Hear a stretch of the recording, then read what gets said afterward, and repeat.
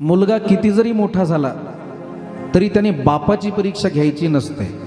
बरेच मुलं म्हणतात बाबा तुम्हाला काही कळत नाही, जरा शांत बसत जा। नाही, त्याला जर कळालं नसतं तर लहानपणी तुझ्या नरडीचा घोट घेतला असता त्याने। त्याला कसं कळत नाही? अरे आडानी बाप असू द्या। एक पोरग, एक फार गोड कथा सांगतोय का, एक पोरग काशीला गेलं, फार विद्वान झालं, फार विद्वान झालं ते। काशीला गेलं विद्यार्जन करण्यासाठी, एवढा शिकला, खूप शिकून परत आपल्या गावी आला।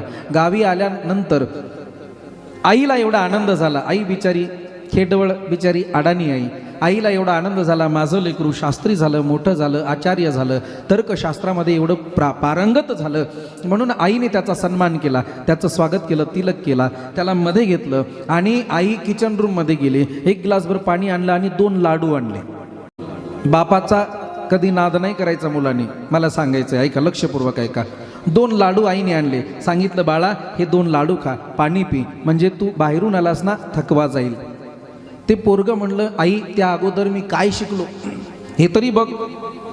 अगं मी एवढं तर्कशास्त्र शिकलो, जरा माझं तर्क तरी ऐक। आई म्हणली बाळा मला काय करायचं तुझं तर्क, मला नाही कळणार, तू हे लाडू खा, मला बाकी काही नाही, माझं लेकरू शिकलं, मला याच्यातच आनंद आहे। पोरग म्हणलं नाही आई तुला बघावंच लागेल। आई म्हणली